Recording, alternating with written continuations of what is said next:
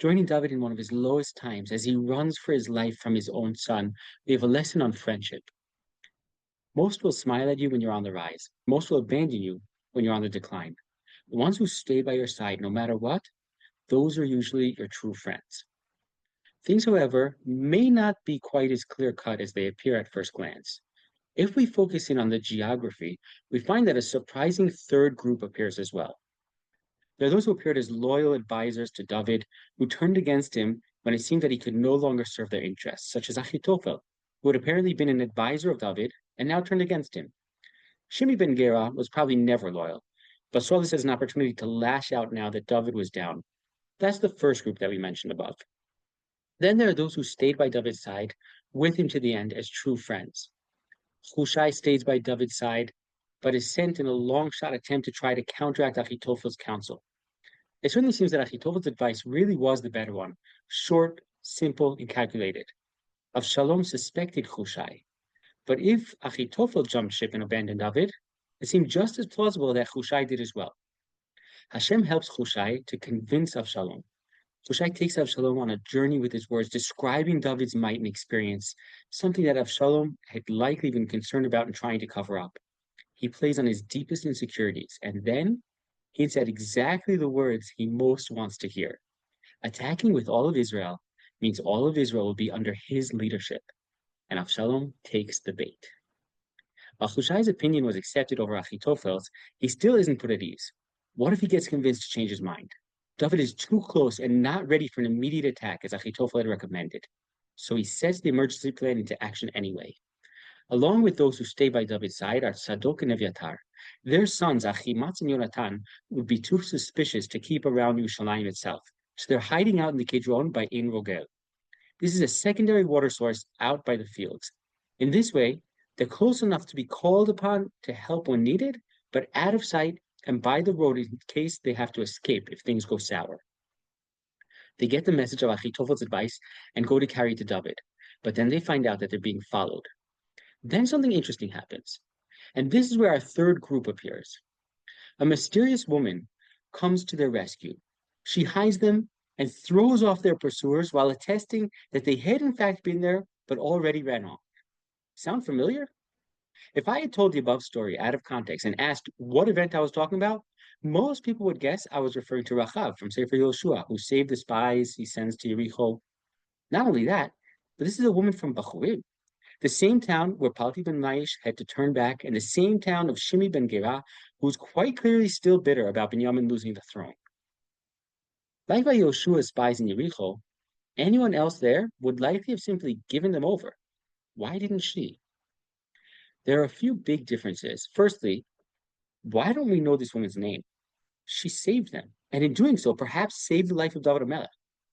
And second, by Rachav, we hear a whole long explanation praising Hashem. Here, she saves them against all odds and provides no explanation at all. David hears what they have to say and Hushai's advice to cross the Yarden and complies. At first glance, this may seem extraneous. Avshalom took Achitophel's advice, right? So why even tell me all of this? But look at the geography again. David crosses the Yarden and heads up to Machanaim. As he arrives there, Avshalom finishes crossing the Yarden in his pursuit. True, it says that he's pursuing with all of Israel, but he would have had to have gathered them all very quickly to be able to follow that close behind David. Instead, he's right on his heels. Even just gathering whatever he already had available under his control to be able to set out on the chase would have taken a number of hours at least, and David's already on the move. As such, it seems the plan had in fact changed. It could be that he decided on a plan of his own midway between Achitophel and Hushai, in case one of them really was loyal to David, or maybe the plan changed when he got word of the two spies that had gotten away. Either way, it's clear that there was an intelligence leak and the race was on. If David can set himself up and prepare for their arrival, it would certainly be to his advantage. As it is, David HaMelech clearly had the advantage in the wilderness. From this perspective, it wouldn't seem surprising that we again come across Machanaim, a classic place for David to run to, like others who we've discussed in the past, and others will go again later to escape to there. So it makes sense, right? Well, not quite. While all this is still correct, the problem is that there's something missing and quite different from when Ishbosheth ran to Machanaim. that strong connection between them and Shevet Binyamin. Why would this center, that wouldn't even reply to David's overtures towards peace in the past, all of a sudden take him in and protect him when he's on the run? If they did still harbor any hard feelings, this could be their chance for revenge, but they didn't take it. But it gets even stranger. Like the nameless woman from Bachurim and the town of Machanaim, there are others who come to David's aid who are quite surprising. Not only wouldn't we expect them to be true friends, we wouldn't expect them to be friends at all. Shovi is son of Nachash of Ammon after Nachash's other son had been not been quite so welcoming. Machir ben Amiel from Lodavar. Lodavar is where Mephibosheth had been, and maybe even Barzillai, though in the end he does end up becoming a true friend. This third group who come to David's aid in his time of need, yet hard to imagine that they're true friends, could perhaps suggest that they had some other agendas of their own. I began to try to analyze the possibilities.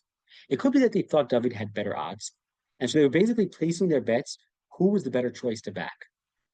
Such as Ammon, David had proven himself and that he'd conquered them to begin with. If he comes back, he might get back at them.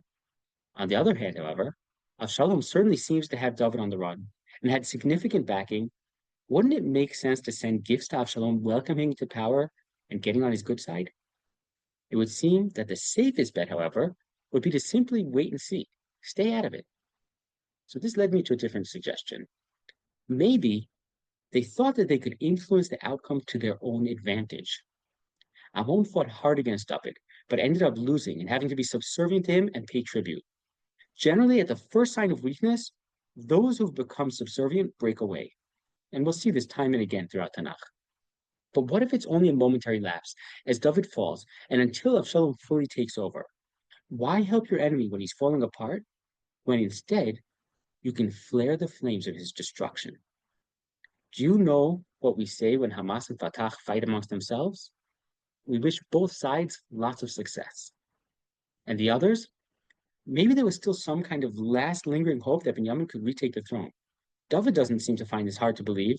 In the previous parak, he asks why Mephibosheth didn't come to show his support after all David had done for him, and is told that Mephibosheth hopes this will be his chance to wait out the bloodbath on both sides before swooping in to take over. Perhaps this is why the woman who helped the spies sounds kind of like Rachav. Rachav also simply wanted to save herself and her family, but she did it for the right reasons, and her name is recorded in the Navi and remembered in a positive light by Chazal, as opposed to this woman whose name has been ignored despite a very similar set of actions. The intentions behind those actions were quite the opposite. The locals from the Gilad would seem to be of similar intentions, perhaps. Start with backing David in splitting up and weakening Yehuda until they can be overthrown. Again, the exception being Barzillai, who, despite possibly being suspected of such ambitions to begin with, especially being as a noted figure in Gilad, he proves his loyalty throughout and is offered to be rewarded accordingly. Imagine for a moment, Khalila, you messed up big time somehow. You have to go on the run, and you need help from a friend you currently have. Which of your friends would you be able to really, really trust? Think about it for a minute. Know who your true friends are and never take them for granted. When everything else seems to fall apart, they're the ones who stay by you and help you through it without expecting anything in return. But that's a two-way road. Make sure that you're the true friend for them too when they're down and really need you by their side. The key is to seek out those opportunities first, and then you'll have a true friend for life.